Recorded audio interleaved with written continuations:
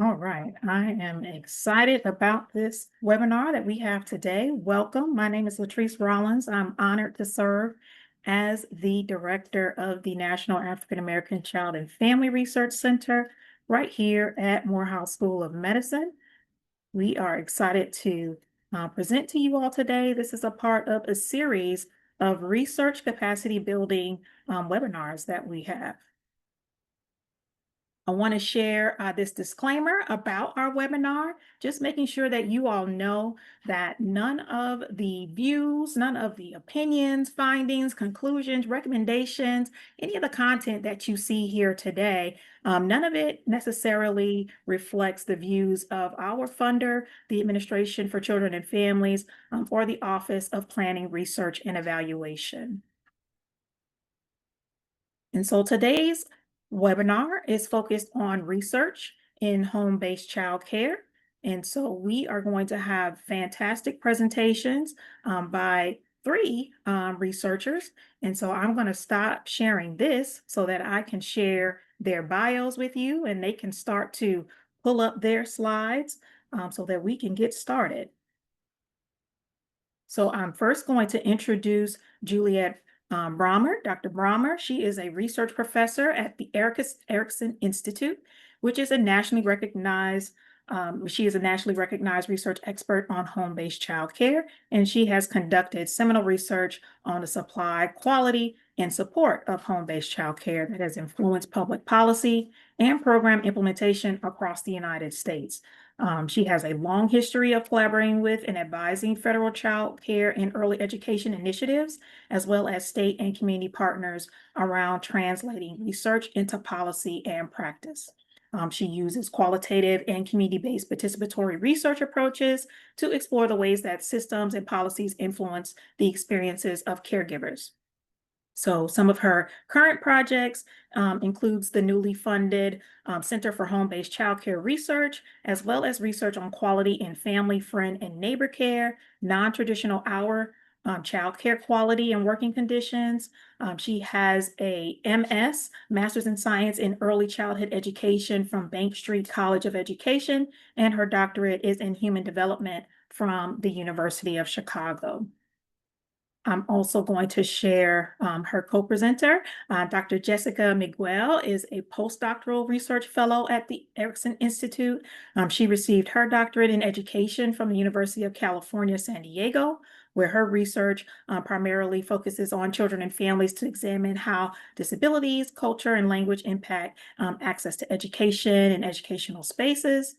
She supports the research initiatives in home-based childcare with a particular focus on family, friend, and neighbor care, as well as non-traditional hour childcare, and uses qualitative, community-oriented, and asset-based frameworks in her work. She brings to her research experience over 10 years of experience in a classroom as a K through 12 teacher and paraeducator, as well as teaching parents and undergrads at the university level. She received her master's in arts and education, as well as multilingual and multicultural education from California State University, Fresno, and she is a first-gen graduate. Welcome, Dr. Miguel and Dr. Bromer. You all have the floor. Thank you so much, Dr. Rollins, for that warm introduction. And thank you for the invitation to present on today's webinar. Jessica and I are excited to share our experiences using participatory methods in a recently completed study of family, friend, and neighbor caregivers that we call the Home-Based Childcare Practices and Experiences Study. Next slide.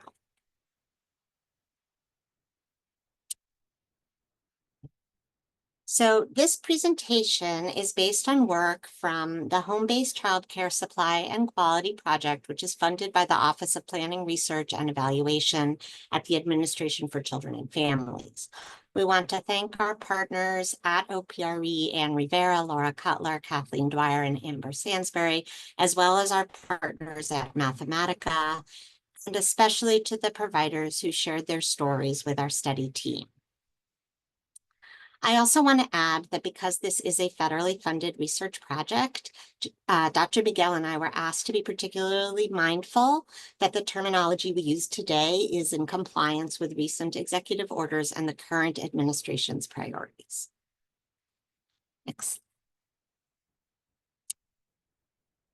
So first, we're going to give some background about the research study and research questions. And then we're really going to do a deep dive into the methods that we used.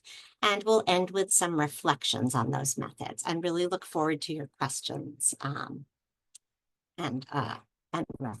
your reflections. Okay, next. So just going to start with, for those of you who may not be as familiar, what is home-based childcare? So home-based childcare we define home-based childcare as non-custodial or non-parental childcare that is provided on a regular basis in a home or a residential setting, and is often referred to as family childcare or family friend and neighbor care. And it really refers to this very, very broad umbrella, all the way from grandmothers who are doing childcare, grandmothers and aunties, all the way through licensed family childcare providers. Next slide. So, sorry, next slide. Yeah, thanks. So we're going to focus today on family, friend, and neighbor care. That was the focus, is the focus of the study we're going to share with you today. And family, friend, and neighbor care, or what we sometimes call FFN, is the most common type of non-custodial childcare in the United States. This care is often unregulated or exempt from state licensing regulations, is frequently offered by individuals who have a prior relationship to the child and family, such as grandparents and aunts, but also includes non-relatives. FFN care typically takes place in a provider's home, but that may also take place in a child's home. It is usually small settings, 1 to 2 children in care, and may be paid or unpaid. In addition to what is on this slide, many family, friend, and neighbor caregivers are women of color and women from immigrant backgrounds and communities. According to the 2019 National Survey of Early Care and Education, about a quarter of home-based childcare providers across the U.S. identify as Black or African American. Black home-based childcare providers are more likely to be caring for Black children than other early childhood providers, and they are also likely to live in the same communities as the families and children they serve. We also know that Black families rely on home-based childcare because of its flexible hours and affordability. For example, parents who work non-traditional hours, jobs that require non-traditional hours, are more likely to use home-based childcare, and we know many of those parents are Black parents and families. We also know that Black families may prefer home-based childcare and family, friend, and neighbor care in particular because of the cultural continuity that may be offered in these settings. That is so important to Black families and their children. Okay, next. So today we're going to talk about some methods from a study that we call the Home-Based Childcare Practices and Experiences Study, and for short, we call it the P&E study. And just to give you a little flavor of what the study was about, was really designed to fill a gap in the research knowledge about how FFN providers really think about and prioritize quality in their caregiving practices, both with children and families. So we asked research questions about what features of quality they think are most important for children and families and how they actually implement quality. What does it look like to them?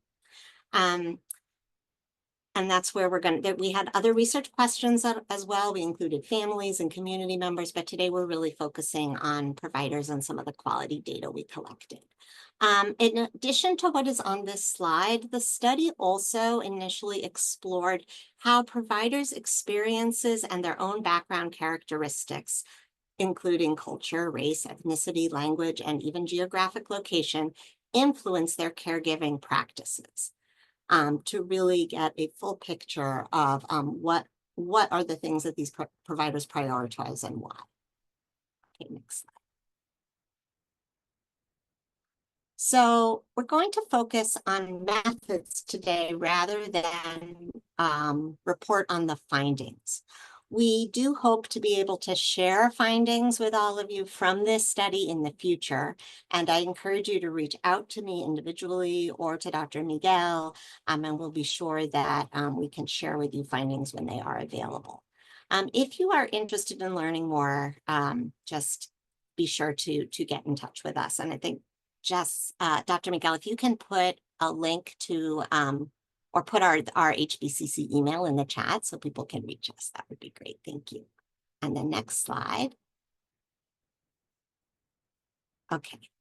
So the study used participatory methods that were intentionally designed to recognize the unique experiences of family, friend, and neighbor providers and to elevate the voices of Black and Latinx FFN providers and their families who have not often been included in research or who have had research conducted about them, but not always with them. We intentionally selected 4 localities with different policy contexts, different cultural communities, and different levels of supports for FFN providers, as well as different geographic characteristics. The methods we chose for this study included 3 methods that we used together: qualitative interviewing, photo voice, and audio journals. And we're going to really tell you about each of those methods and how we used them to answer our research questions. We really wanted to reduce barriers to participation, and so we were very intentional in this study in thinking about how we could build trust with providers who may not have participated in research in the past, or maybe who were more hesitant to participate. And so we particularly were interested in talking to providers of color in Black and Latinx communities. We wanted to also choose methods that would allow respondents to engage in the research in through different modes of communication that might be more comfortable for them or more authentic to their experiences. And so we really designed the study to allow people to do storytelling and to share their experiences even through photographs and through diaries. And we also tried to de-emphasize our role as researchers. And so you'll hear that as Dr. Miguel shares some of that, the methods. Another consideration we made early on in the study was about the data collectors. We were very intentional in assembling a team of researchers who not only had familiarity, but also shared some of the characteristics of the providers and the communities that we wanted to engage with. This was super important for building trust, rapport, and understanding. And I'm going to move to the next slide. I'm actually going to pause there, and I'm going to pass it on to Dr. Miguel, who's going to share more about our data collection timeline. Thank you so much, Dr. Bromer. So on the screen, you can see how we structured data collection. And so as you'll see there, as highlighted here, our goal was to enroll eligible FFN providers in the study so that they could participate in 6 weeks of data collection. And so in week 1, they participated in the initial interview. And in week 2, they were enrolled in the photo and audio journal portion of the study that lasted 4 weeks. And then it culminated in a final interview in week 6. And so throughout this time, participants were also asked to identify the family and community members that Dr. Bromer mentioned earlier, but we're not going to go into today. And so we also reached out to them during that time to contact them for an interview. And so, as you all know, the goal of most research projects is to collect data. But given the population that we are interested in recruiting, relationship building really has to occur first. And so, and that has to happen before our initial contact. And initial contact typically happens where the star is, right? It's when you call people to see if they're eligible and interested in participating. But the real sort of trust building work happens prior to that. And so what actually happened was the lead researchers of the study worked closely with the trusted partner sites to help identify FFN providers in the various states for the study. And this was 1, intentional, and 2, really important, because this allowed for me, as someone who collected data on the research team, to let potential participants know that we had been referred by trusted and well-known partners in their community. And it helped us develop that trust and that relationship that we maintained throughout those 6 weeks, and allowed for also like a really nice retention rate too, which is nice. And so in working with those 4 sites and trusted partner organizations, we were able to recruit 48 FFN providers, and those providers connected us to 27 parents of children in their care and 26 community members. So here is just a table showing a little bit about the characteristics of our sample. And what I want to just highlight here is that we were really interested, because this was a study of FFN, we wanted to understand within FFN, what are the different types of experiences. FFN providers are not monolithic. And so we, as you can see, our sample was sort of evenly split between grandparents, other relatives, and non-relatives. You can see that our sample was mostly Latina and African-American and Black providers. You can also see that providers here were caring for children across age groups, and most interestingly, the most common age group mentioned was school-age children. We know this is very common in home-based childcare and especially in FFN care. Many of these providers are caring for children with disabilities, and they told us a lot of stories about their experiences with that. And only a third of this sample was receiving payment for offering childcare. Okay, so now we're going to turn to some methods considerations. Next slide. So we're going to start with qualitative interviews. So the study used qualitative interviewing in order to learn about providers' stories of care, the aspects of caregiving that they prioritize and think are important for children, and the types of supports they receive and give. Since the goals of the study was to really understand how providers' background characteristics may influence their caregiving practices, we used interviews to directly ask questions about providers' identities, their values, and their experiences. We asked them questions such as, how do you build on your shared background with children and families in your caregiving? And you can see on this slide is a QR code that links to a website where you can find the protocols we used for this study. So if you want to see more of the types of questions, particularly those that asked about providers' backgrounds, you can click here and see the detailed protocols. When we asked these kinds of questions about providers' experiences, we heard stories, especially from Black providers, about the importance of helping children feel proud about their background and community through daily affirmations, through doing hair, through talking with older children about their experiences outside of the home. These were the things that were important to them. We also heard many narratives from Black providers about the importance of instilling faith and faith-based values in children. And next slide.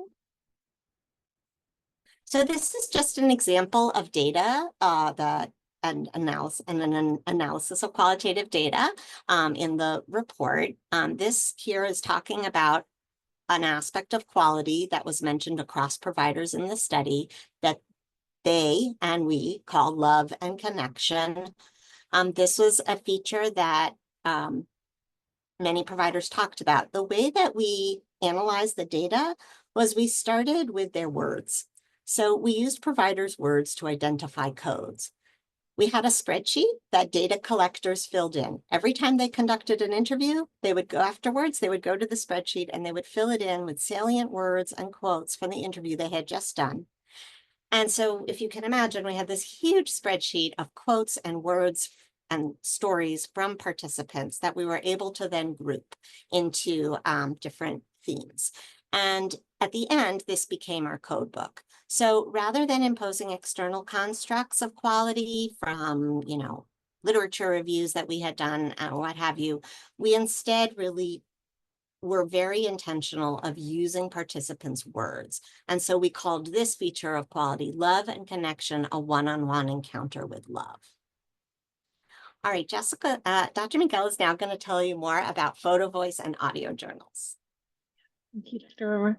Romer. So we also used photo voice as a methodology to understand how providers were enacting features of quality. And so photo voice is this participatory research approach that can deepen understanding about providers' experiences, and it allows providers to sort of control the narrative, right? And show us how they enact quality in the activities that they do in the spaces, the environments, or the home place that they might inhabit, as well as other important day-to-day experiences that they have. And so as part of the photo voice methodology, we also devoted a large part of the final interview in week 6 for providers to share their own interpretation of the photographs that they submitted. And so this was done with open-ended ways with questions like, tell me about the photograph, or what is important? What does it show us about what's important to you? And so this photo voice component, as we mentioned, was done over 4 weeks. So each week focused on a different topic. So one week we might ask them about their home spaces. The next week we might ask them about their activities. And some examples of prompts that we might ask them include, like, take a photo of things you display in your home that reflects children's home and family life, their culture, language, or community. And one thing that was really neat was that for many Black providers, they would share in their interviews that teaching about different cultures and tolerance was important for, the young children that were in their care. And so what we then saw in photos was that there were often a lot of books about different cultures or featuring diverse communities that were photographed and shared with us.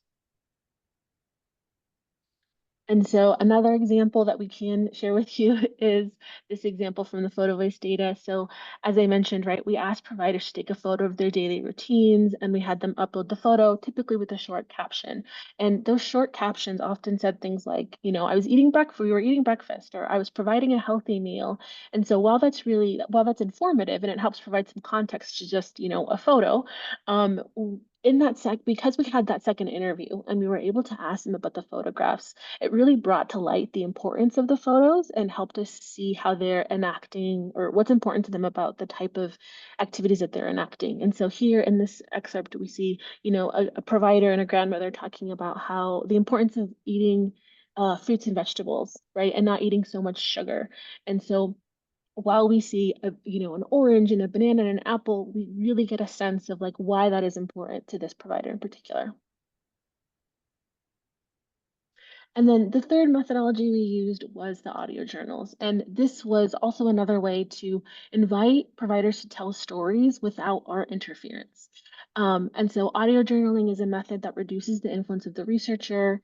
It, has the potential to gather information that may be inaccessible through traditional types of methods. And it also reduces barriers that, might occur due to differences in literacy, language, or time for some participants.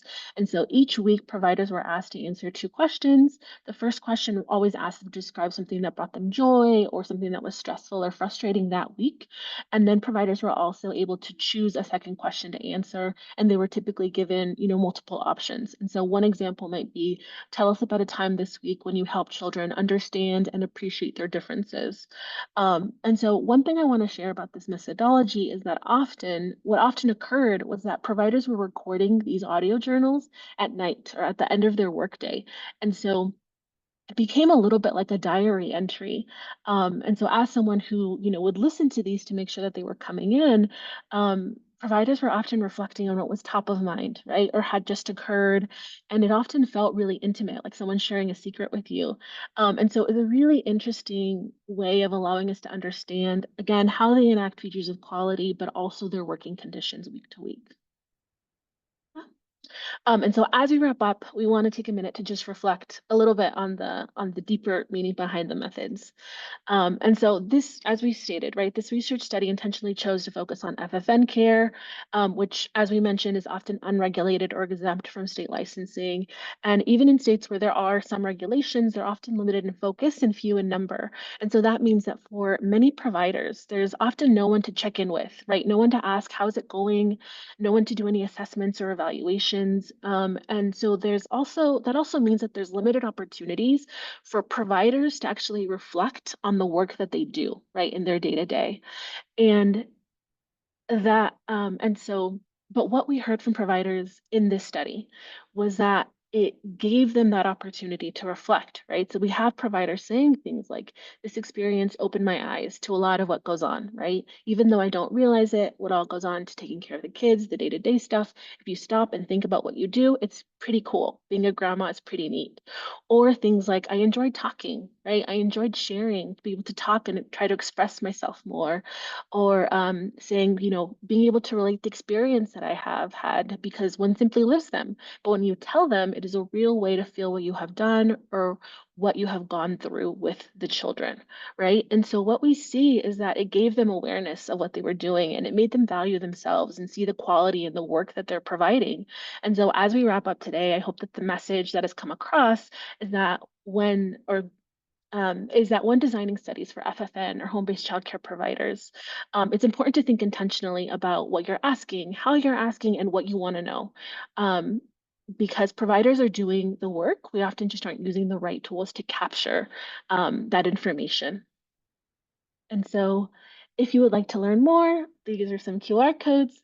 There's a link to our work at Erickson, the home-based childcare research team, as well as the home-based childcare project or supply and quality project.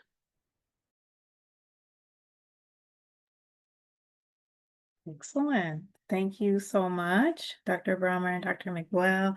So we're going to turn our presentation over now to Dr. Bolar. She uses an ecological approach to understand how contextual factors impact father involvement, intimate relationships, and familial functioning. She currently serves as a co-investigator for the National African American Child and Family Research Center, and she is also an associate professor at the University of West Georgia.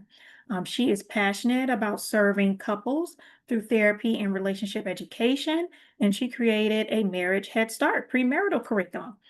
She has also had the opportunity to lead several projects at Morehouse School of Medicine.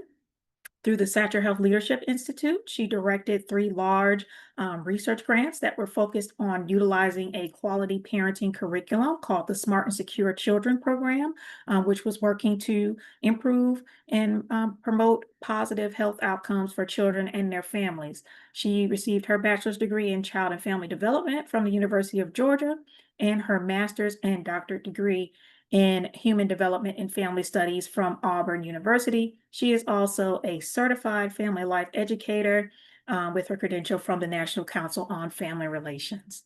Thank you so much, Dr. Bolar. You have the floor. Thank you. And thank you, Juliet and Jessica. That was an amazing presentation. And I really value your community-based participatory approach and joining in with the community and gaining their trust. I think that was so important. And it was just fascinating. So thank you all yet again for joining us this afternoon. And we are going to be focusing on the long-term effects of early childhood educational and familial experiences on African American children's academic success. And so, or kindergarten readiness. And so for this study in particular, we really wanted to understand, how did Head Start participation, prior to going into kindergarten, how did that prepare those children for kindergarten? And I'll tell you a few of the proxies that we use to examine academic readiness at kindergarten. And then beyond the Head Start experience, Head Start typically starts from about age 3 to 5. There are some early Head Start centers that may start, earlier than that. But we wanted to know, beyond the 3 to 5 year period, those experiences that children were having, whether it be in centers, whether it be with relatives, whether it be, with non-relatives, what impact did that have on their academic readiness at kindergarten? And so, as you all know, Head Start was established in the mid-60s, and it has had a lot of support, bipartisan support.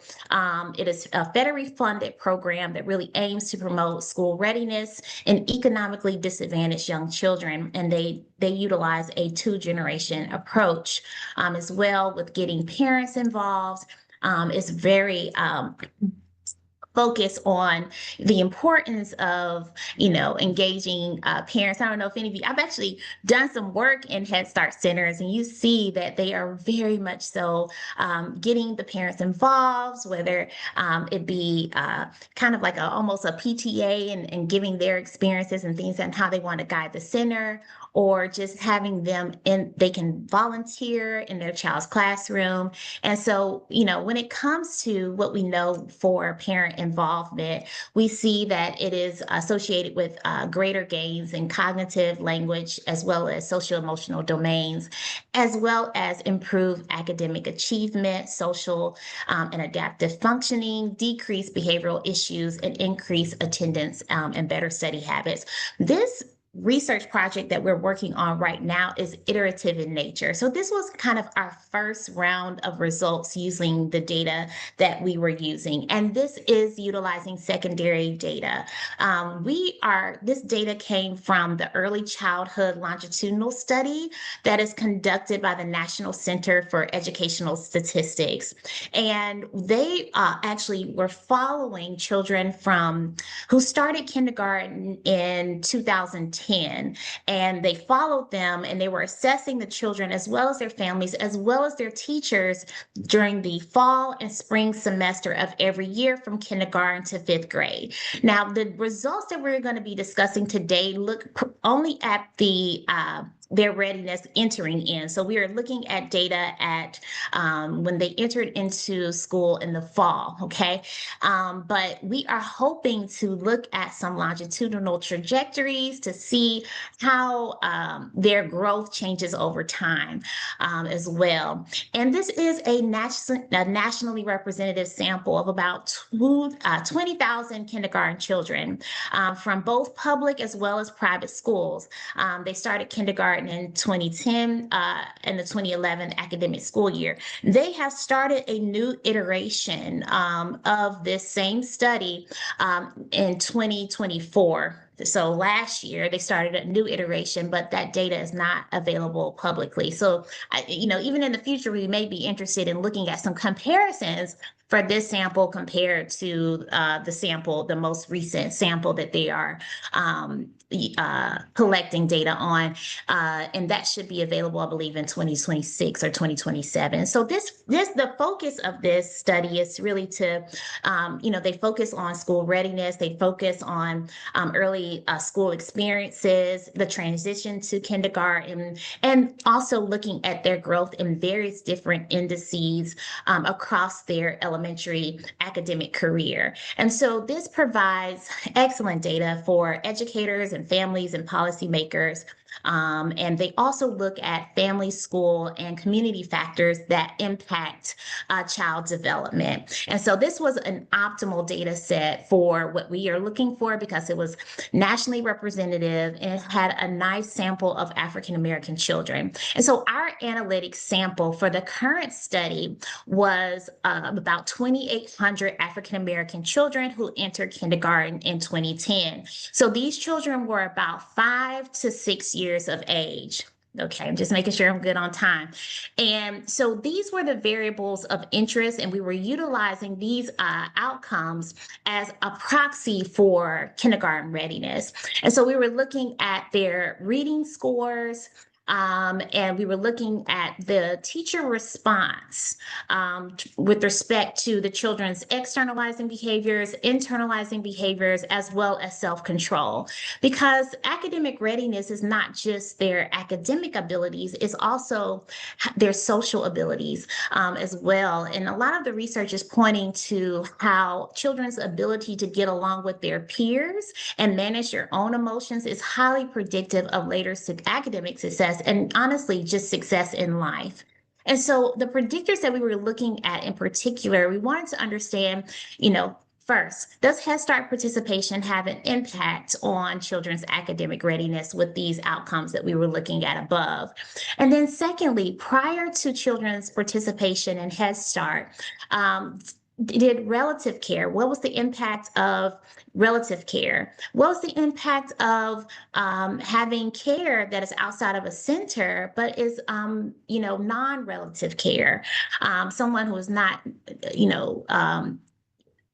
a relative of the child. And then lastly, looking at center-based care, maybe like a daycare experience for the children that was not a Head Start experience prior to going into Head Start. And so these are a few of the outcomes that we saw. As I said before, this is an iterative research project that we're working on right now. This is our first line of analyses here. And so for our analysis, we did a regression to determine if Head Start participation and what type of care prior to Head Start participation had a significant relationship with African American children's reading, externalizing behavior, internalizing behavior, and self-control during kindergarten. And this was at the beginning of kindergarten when they entered in the fall. Alrighty, so for Head Start participation, what you want to look at is the far right. The far right, if we have on the far right, at least a 0.05, then that means that finding is significant.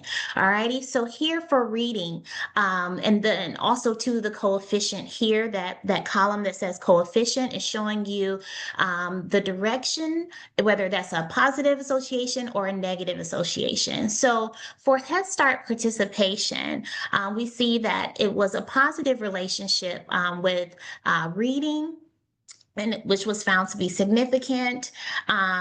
Negative relationship with externalizing behaviors. The strength of that is not very strong, but we do see that it was significant, as well as self-control. That coefficient isn't fairly large either, but it is significant in nature. Okay, so that's just Head Start participation in general there. Now, relative care prior to Head Start, what we did find was that it had a relationship, a positive relationship here with reading scores, and which was significant. The other areas such as externalizing behaviors, internalizing behaviors, and self-control were not found to be significant. Right. So, but that's still very promising with the reading outcome there. Also, too, non-relative care, not necessarily in the direction that we were expecting when it came to reading, but it was significant, and as well as for the externalizing behaviors, internalizing behaviors, and self-control, we did not see an impact there. Those findings were null. And also, too, looking at center care, so maybe like a daycare center or things of that nature, not necessarily in the direction that we were expecting, but it could also be that these experiences were so early on as well. And interestingly so, we do see some relationship with externalizing behaviors, with it being a negative relationship there. That was found to be significant, but not very strong in nature when you look at that coefficient as well. So that's some of the findings. These are our preliminary findings that we are looking at right now. We are also on an ongoing basis, we're hoping to submit this to the Frontiers Journal, but further develop this out to also look at the impact of how the parents are doing when it comes to their own mental health, when it comes to their how they are doing economically as well, and what impact that has on their children's academic readiness at kindergarten, but then also their trajectories of growth over time when it comes to some of those academic outcomes, and expanding it beyond just reading and some of these socio-emotional areas, but also looking at math as well there. So just a few of the conclusions with some of our preliminary analysis that we've conducted. It appears that Head Start care may have some positive benefits on children's reading abilities during kindergarten, as well as, looking at the experiences prior to Head Start participation. It looks like relative care prior to Head Start participation may have more positive benefits on children's reading abilities than non-relative care and possibly center care, or quote unquote daycare. And I'm thinking it highlights some of the work that Juliet was talking about earlier, is maybe those smaller one-on-one experiences, ratios where it's, just 3 or 2 children underneath the care of an individual, that one-on-one time and even that social time, may be very impactful for children. And so, interestingly, so having policies to support relative care for young children may be beneficial for their kindergarten readiness and also potentially for, how they enter into some Head Start settings. And so that's kind of where we are in our analyses right now, but we are going to also start to look at parental involvement and how they are doing emotionally and economically to see what that predicts over time, and look more so at trajectories instead of just starting points for children in kindergarten. So I think I stayed close to my time. And if you want to follow our center, of course, you can feel free to stay updated with us on a newsletter for webinars such as this, as well as keeping up to date with any activities that we're doing. Awesome. Thank you so much, Dr. Bolar. Thank you, Dr. Bromer. Thank you, Dr. Miguel. Mr. Holmes, he has a question about Dr. Bromer and Dr. Miguel about the photo voice and audio journals. Have those been used in other areas of research? So yes, we borrowed those methods that, I don't know of other studies that have used those methods with home-based childcare, but those methods photo voice especially has been gaining a lot of traction, I would say, over the last few years. There's a lot of interest in it, at least in the early childhood spaces. We're actually using we're using photo voice in another study that Jessica and I are working on, and Jessica's leading on non-traditional hour childcare, because we really don't know much about what quality looks like there. And so we're using the photo voice to try to understand, what does high quality bedtime look like to providers? What do they think are the important parts of evening, early morning, weekend care? So we think they're really powerful methods for understanding quality that in spaces that have really not been paid attention to. Jessica, I don't know if you know of other, I'm not sure if there's other fields where it's been used a lot. I'm sure there are other I can think. I'm trying to think. I'm sure, I know photo voice is used quite a bit. There's in education, the K-12 sort of spectrum, photo voice is used quite frequently. I think audio journals, and I don't want to misspeak, but I feel like folks either gravitate towards videos or they gravitate towards observations. And so sometimes audio journals can be in that middle space where you don't hear about it as much, but I know that it's also a methodology that folks like to use for different reasons. But I'm sure if you can find, if not specific to early childcare, in education, I know photo voice and probably audio journals. I think audio journals are used a lot with youth as well, in the K-12 setting. So maybe older populations of students as well. That might be a really great place to look. But it is something that I think is used across disciplines. You'd probably see it quite a bit in sociology and maybe anthropology and things like that, depending on what you're looking for.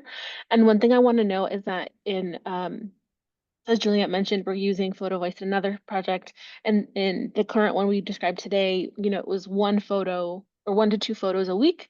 And in the non-traditional hour childcare study that we're doing, we're actually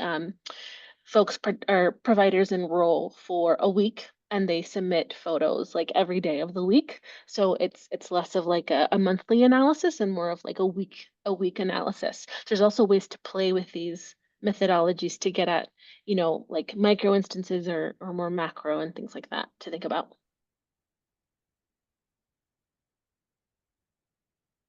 All right. Thank you all so much. And I think Dr. Bolar already answered the question related to the definition of non-relative care, not meaning foster care. Dr. Bolar, did you want to elaborate some more on definitions? Well, it was more so I believe more of a home setting, but not by someone who was related to the child. So kind of maybe like the local person in the neighborhood who, watches children, something of that nature, but they were not, it was it was home-based care, but not with someone who was related to the child primarily. Awesome. Thank you. Okay, Dr. Bromer and Dr. Miguel, you have another question. Were there any special recruitment techniques that you had to use to have the FFN providers feel comfortable participating in the study, particularly if operating in states and areas where policies are not supportive of unlicensed providers? It's a great question. One of the places we did collect data there, there aren't really any supports for unlicensed providers that are like publicly funded, but it's sort of what Jessica was talking about, that we knew of community partners who were really like sort of working in grassroots ways with providers and who already had these trusting relationships. So it's not that we often like talk about deserts or like there's no supports, but there are supports. Communities support each other. They've been supporting each other for decades. And so we found those partners who helped us connect to providers. So I think that helped with the recruitment. And just in terms of like helping people feel comfortable with the methods, like that was a question we had. We weren't sure, we piloted the methods, but we're like, are people going to want to do this? Is it going to be burdensome? And people liked the methods. They seemed to like it. I remember when we piloted the audio journal, someone who participated in our pilot told us that she re-recorded herself 10 times because she didn't like how she sounded and it was making her anxious. So we thought, oh no, that's not what we want. So, we learned some things from piloting it of how to talk to people about it and like, that we're not judging them and that kind of thing. But I think we succeeded in some ways because like Jessica's saying, like people really became very comfortable with these methods as a way to just tell their story, and not that they were telling it to us, but just telling it for themselves almost. Yeah, I'll just add two things, like as someone who collected a lot of the data for this part. I think two things I want to know. One is that we knew that there was going to be some hesitancy to sharing photos. Like providers take photos all the time, right? But they're taking photos for parents. And so it's another thing to ask them to like share photos with people that they don't really know, and for like a research study. And so we were really intentional in like how we talk to folks about this. Like, we're researchers, we're trained in your privacy or confidentiality, right? We had flyers that we would send providers information sheets about the study, and we would ask them to share that information sheet with the parents, just to give the parents a heads up about what was going on. But they had the ultimate decision. We gave them a lot of little different things to help them feel like they had the knowledge they needed to share what they were doing if they wanted to, or to have the information they need to make like the right decision for them. So we did have some folks who were like, I want to do the interview, but I don't necessarily want to participate in the photos, or I don't want to introduce you to my parents. And those were all kinds of things that we negotiated and we navigated and were okay, and it didn't affect their relationship with us. So I think that's one thing, is being, flexible about how much people are willing to share, willing to answer their questions, and providing all the tools that they need to feel safe and secure. And then the other thing I want to know is that, right, I mentioned that this happened over 6 weeks. If I contacted someone on my list, I was with them for 6 weeks. I was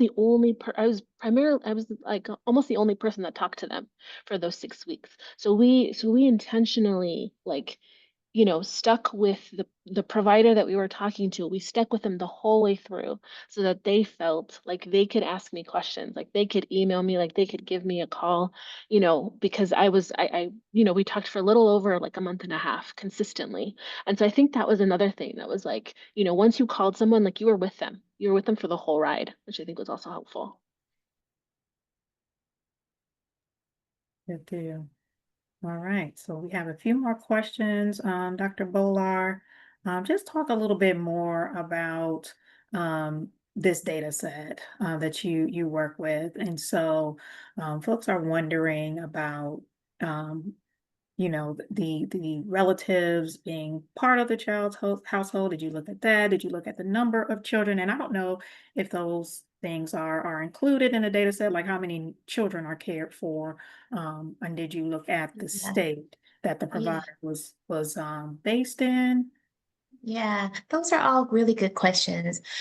So the kind of early care piece, they didn't go into as many kind of like details because, they were really kind of looking a lot at, how well are they doing in school now? So I did not see any like specific information to where you could tease it apart to see like what state they were in, but I'm pretty sure you could find that in the data set, like going back to the child's demographic information, but I'm not sure if they collected like specifics like that. But it would be something that I could go back and explore with their code sheet. When I say this is a huge data set, it is absolutely huge with the number of variables, the number of of code books, and even they have an electronic system that you can use to look up all the variables. It was us getting the data to a place to where we could analyze it. I think that was the biggest piece.